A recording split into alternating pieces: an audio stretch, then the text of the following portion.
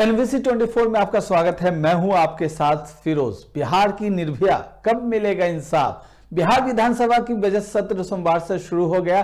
पहले दिन ही विधानसभा में जो नजारा दिखा उससे लगता है आने वाले दिनों में बजट सत्र काफी हंगामेदार रहेगा, क्योंकि पहले दिन ही ठंड की गुनगुनाती धूप में नेताओं के बयानों ने माहौल गर्मा दिया। लगता है बजट सत्र में नीट छात्रा की मौत का मामला छाया रहेगा। जिस तरह से पक्ष विपक्ष के नेताओं के बीच बयानों के तीर चले, उससे साफ जाहिर है बजट सत्र के दौरान कई तस्वीरें देखने को मिलेंगी। क्या कुछ हुआ विधानसभा में, देखिए खास रिपोर्ट। बिहार विधानसभा के बजट सत्र की शुरुआत सोमवार से हुई। जैसा उम्मीद थी, विपक्ष ने राज्य में लॉ एंड ऑर्डर के मुद्दे पर सरकार को घेरना शुरू कर दिया।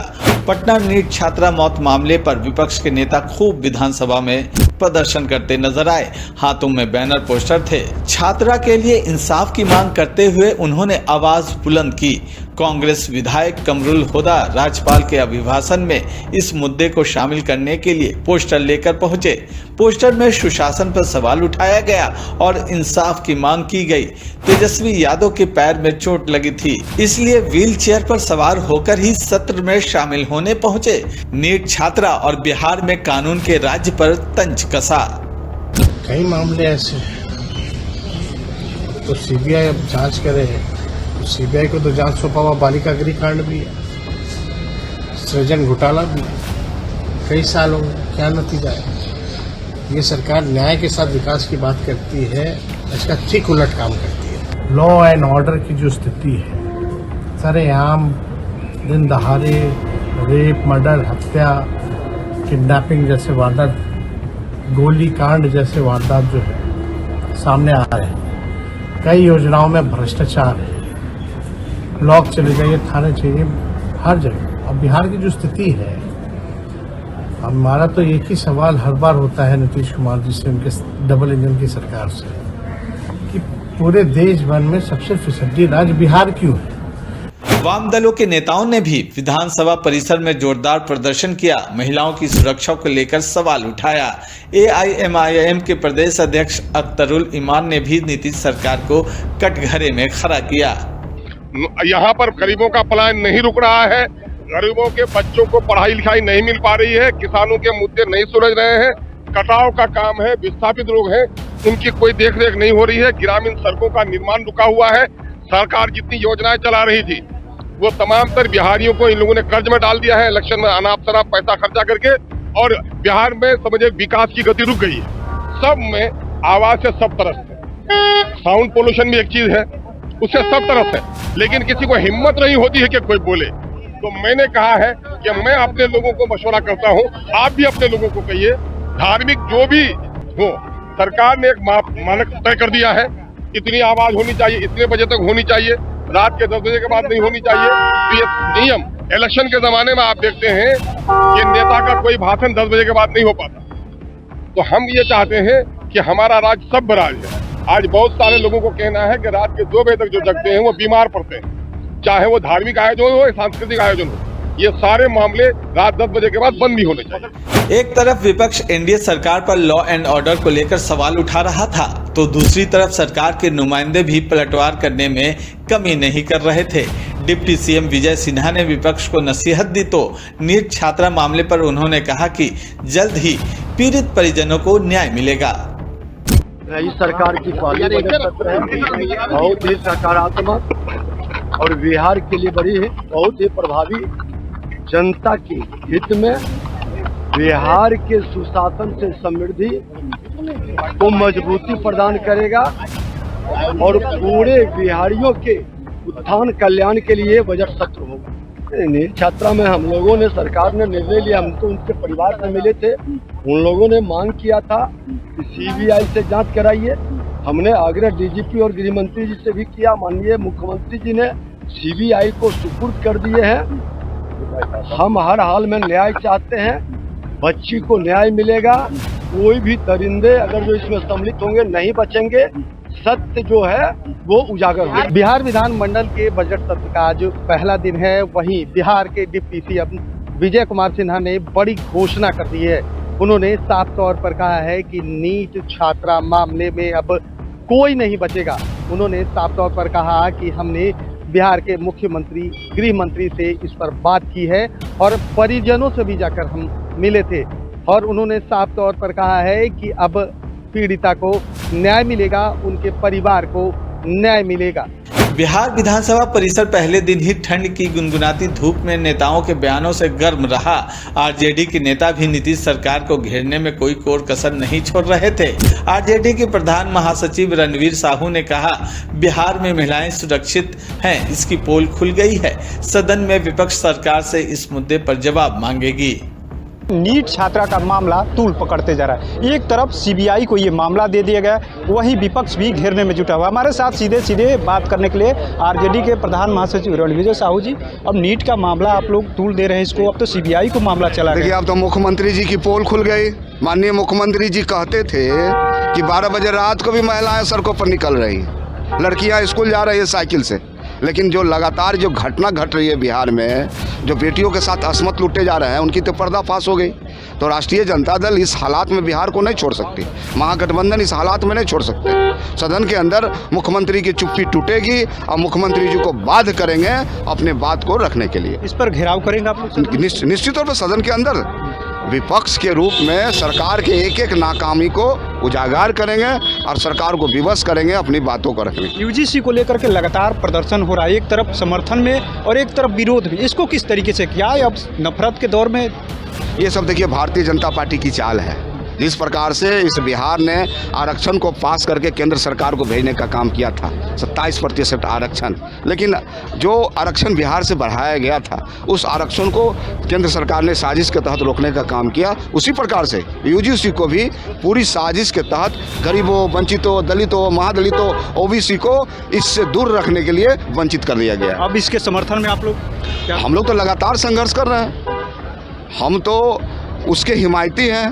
हम सबकी बात करते हैं, 85% की बात करते हैं। तो लगातार उनका जो हकमारी हो रहा है उसके साथ लगातार महागठबंधन राष्ट्रीय जनता दल। विपक्ष के सवालों पर मंत्री अरुण शंकर प्रसाद ने कहा कि अब नीट छात्रा का मामला सीबीआई के हाथ में है, इस पर विपक्ष को विश्वास करना चाहिए।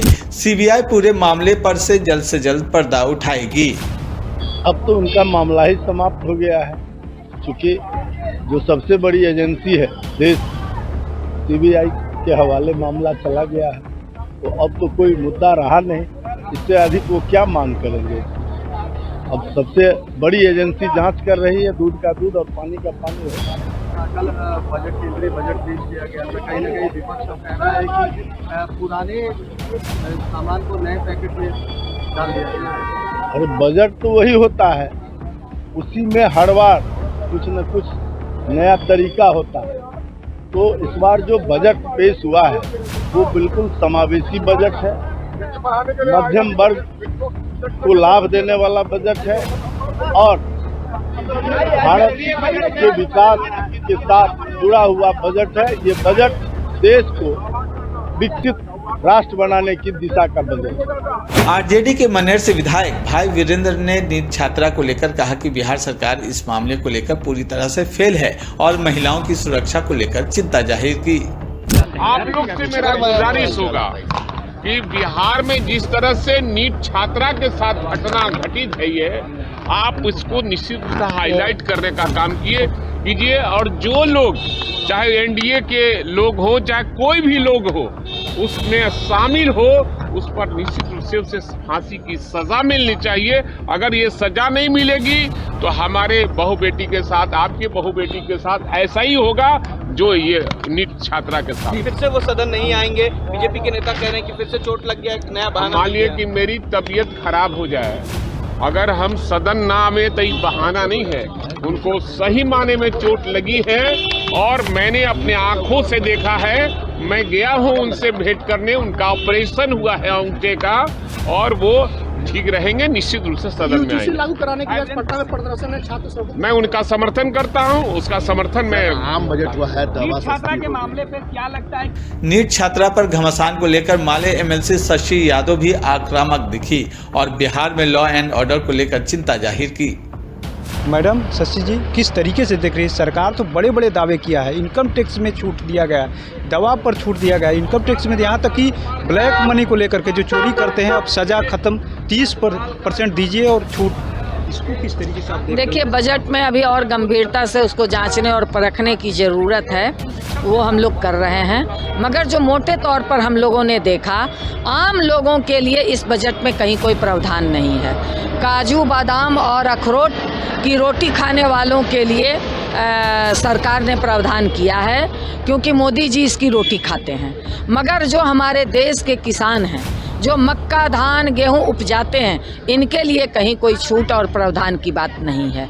जो स्कीम वर्कर बने, हर विभाग की रीढ़ हैं, ASHA anganwadi mid day meal worker, इनके लिए कहीं कोई प्रावधान नहीं है। इसलिए जो श्रमिक हैं, जो कहिए निर्माण मजदूर हैं, जो असंगठित मजदूर हैं, जो कल कारखानों में काम करने वाले लोग हैं, जो शिक्षक और कर्मचारी हैं, इनके लिए बजट में कहीं कोई प्रावधान नहीं है। इसलिए ये बजट बड़े लोगों का बजट है, आम लोगों का ये बजट नहीं है। इसलिए इस बजट का हम लोगों ने विरोध किया है। जिस तरीके से नीट छात्रा का मामला को लेकर के सीबीआई को सौंपा गया है, लेकिन आप लोग सवाल उस पर उठा रहे हैं, आखिर में सरकार तो अपनी जिम्मेदारी से हट नहीं रही, सीबीआई को दिया कि अच्छे से जांच हो जाए। सरकार के जो डीजीपी हैं, उन्होंने उस परिवार को किस कदर अपमानित किया आप तमाम लोग जानते होंगे। उन्हें कहा गया कि तुम इसे आत्महत्या मान लो, और उनके परिवार के दायरे में खोजा जा रहा है। अगर बलात्कार की पुष्टि भी ये लोग करेंगे तो परिवार के दायरे में खोजा जा रहा है। ये सबसे शर्मनाक है। इसलिए हमने इस सवाल को मजबूती के साथ उठाया कि जब लगातार आज बिहार के अंदर बेटियों के साथ इस तरह की घटना हो रही है, आप संजीदा होइए और हमारी बेटियों को बचाइए, जो बमुश्किल पढ़ने के लिए घर से बाहर निकलती हैं, बमुश्किल समाज से लड़ करके आगे बढ़ती हैं। वैसे पूरे बिहार की बेटियों को, महिलाओं को बचाने का काम राज्यपाल महोदय आप करें। एक तरफ बिहार विधानसभा में नीट का मामला छाया रहा, तो दूसरी तरफ यूजीसी के नए नियम को लेकर भी बीजेपी के केंद्र सरकार पर विपक्षी नेता हमलावर दिखे। इंडियन इंक्लूसिव पार्टी के राष्ट्रीय अध्यक्ष और सहरसा विधायक आईपी गुप्ता ने प्रधानमंत्री नरेंद्र मोदी पर बड़ा हमला किया। उन्होंने तंज करते हुए कहा कि आज तक प्रधानमंत्री ने किसी का विकास नहीं किया है। ये बड़ा खुशी हुआ कि ये जो सवर्ण लोग हैं ना, तेली और घाटी तक आ गए, सब राष्ट्रपति भूल गए, सब नरेंद्र मोदी का 36-56 इंच का सीना भूल गया, नरेंद्र मोदी का जूते चप्पल उनके फोटो पे। मैं बहुत इंजॉय किया भाई सारे सीन को। नरेंद्र मोदी जी को भी पता चला सवर्ण क्या होते हैं, और सवर्णों को भी पता चला कि नरेंद्र मोदी कौन चीज़ है। पहले उनके संवेदना के खिलाफ में जातिगत जनगणना लाया, 3 करोड़ से ज़्यादा नौजवानों को यूपी में काटा, और अभी यूजीसी यूजीसी के समर्थन में है, समर्थन रहेगा। हमको लगता है कि उसमें जो कमियां थी, वो सारे कमियों को और मजबूत पक्ष से यूजीसी को लाना चाहिए। और हमको लगता है कि वही सीजीआई जो यूजीसी को कहा कि आप कानून बनाइए, और वही रोक भी लगा दिए। ये गजब है ना खेला। ये नरेंद्र मोदी जी है, किसी का नहीं भाई, चाहे सवर्ण लोग हो, बैकवर्ड हो, पिछड़ा हो, दलित हो, केकरो न हो भाई प्रधानमंत्री। वो खाली अपना वो जानता है, सबका नहीं केकरो न है, वो जानता है कि हम किसी जाति से थोड़े जीतते हैं। उसको मालूम है, उनको मालूम है कि फॉल्स नैरेटिव से, SIR में नाम काट के, है ना, EVM से, इन सारे चीज़ों से वो जीतते हैं। तो हमारे लिए चाहे सवर्ण हो, अति पिछड़ा हो, दलित हो, बैकवर्ड, केकरो लिए नहीं जीता है भाई, वो अपने लिए जी रहा है। मोदी जी कहते हैं सबका साथ सबका विकास। केकर विकास केकर साथ? अभी तक नहीं। तो सवर्ण के साथ हैं मोदी जी, दलित के साथ हैं, पिछड़ा के साथ हैं। लेकिन हमको बहुत मज़ा आया जब तेली घाटी उनको बोलने लगे हम सवर्ण लोग, और जूता चप्पल जो बरसाया है दोनों बरसाया, बड़ा एंजॉय किया। भाकपा माले के विधायक संदीप सौरभ के निशाने पर बिहार सरकार रही। उन्होंने कहा कि जिस तरह से बिहार की बेटियां सुरक्षित नहीं हैं, नीट छात्रा का मामला हो या अलग अलग जिलों में, बिहार की बेटियों को सुरक्षा के लिए आंदोलन करना पड़ रहा है। बजट सत्र पूरी तरीके से फेल है। जो सरकार जनता के पक्ष में नहीं है, उसका बजट जनता के पक्ष में कैसे रहेगा? तो बजट पूरी तरीके से फ्लॉप है। और अब बिहार विधानसभा चलने वाला है, तो बिहार के जो ज्वलंत सवाल है उस पर हम लोग मुद्दा उठाएंगे। और आज आप लोग जानते हैं कि बिहार में जिस तरीके से बच्चियां सुरक्षित नहीं हैं, सरकार खामोश हैं। नीट की छात्रा के साथ जिस तरह की घटना हुई और पूरे बिहार के तमाम जिलों में इस तरह की घटना हो रही है, हम लोग इस मुद्दे को आज मजबूती से उठाएंगे कि बिहार में बेटी को बचाना पड़ रहा है। बेटी बचाने के लिए हम लोग आंदोलन चला रहे हैं, तो ये मुद्दा बिहार का है। यूजीसी को लेकर आज पटना में प्रदर्शन है, लागू कराने की मांग। हम लोग यूजीसी गाइडलाइन को, यूजीसी का जो रेगुलेशन आया था उसको लागू करवाने के पक्ष में है। और विश्वविद्यालयों के अंदर, कैंपसेस के अंदर जिस तरीके से भेदभाव है, उस भेदभाव पर अंकुश लगाने के लिए यूजीसी का जो रेगुलेशन है उसमें कुछ और सुधार करके मजबूती से उसको लागू करवाना चाहिए। सुप्रीम कोर्ट का जो वर्डिक्ट आया है उसको हम लोग, टिप्पणी जो है वो दुर्भाग्यपूर्ण है। उसको हम लोग दुर्भाग्यपूर्ण इसलिए मानते हैं क्योंकि सुप्रीम कोर्ट के ही आदेश से यूजीसी का गाइडलाइन आया है, कोई सरकार की मंशा नहीं थी।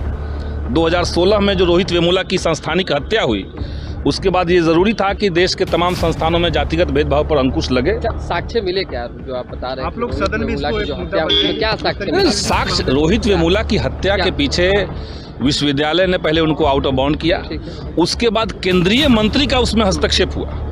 एक दलित छात्र को विश्वविद्यालय से बाहर कर देना, हॉस्टल से बाहर निकाल देना, गद्दा निकाल करके वो बाहर घूम रहा है, और केंद्रीय मंत्री का उसमें हस्तक्षेप होना, इसके चलते वो आदमी इतना टूट गया कि वो सुसाइड किया। बिहार विधानसभा का बजट सत्र के पहले दिन राज्यपाल आरिफ मोहम्मद खान ने विधानसभा और विधान परिषद के संयुक्त सत्र को संबोधित किया। राज्यपाल ने अपने भाषण में सरकार की प्राथमिकताएं गिनाई और भविष्य की योजनाओं का भी जिक्र किया। कि नियोजित शिक्षकों को बीपीएससी की परीक्षा देने की जरूरत नहीं है, उन्हें मामूली सी परीक्षा लेकर सरकारी शिक्षक बनाया जाए। इसके लिए उन्हें 5 मौके तय किए गए। अब तक 4 परीक्षाओं का आयोजन हो चुका है, जिसमें 2,66,000 नियोजित शिक्षक पास हो गए। अब केवल 73,000 शिक्षक शेष बचे हैं, जिन्हें एक मौका और दिया जाएगा। अब कुल मिलाकर सरकारी शिक्षकों की संख्या 5,24,000 हो गई है।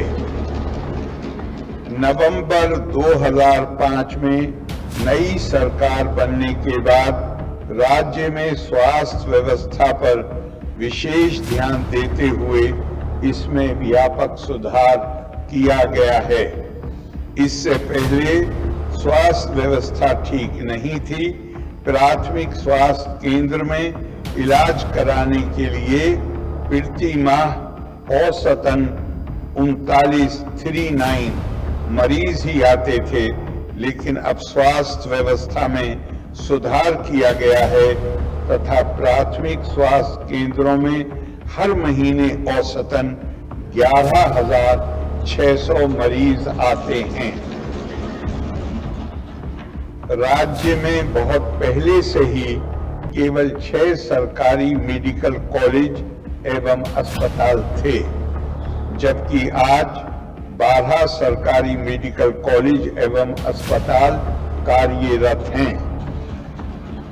जाहिर है पहले दिन ही बजट सत्र में नेताओं के तेवर तल्ख दिखे, चाहे विपक्षी नेता हो या फिर सत्ता पक्ष के नेता, दोनों तरफ से ही बयानों के तीर चले और वार पलटवार ने हल्की सर्दी में भी माहौल को गर्म कर दिया। इशारा साफ है कि आने वाले दिनों में बजट सत्र में बहुत कुछ होने वाला है। कई तस्वीरें दिखेंगी और बयानों के तीर भी चलेंगे। Bureau report NBC 24 news.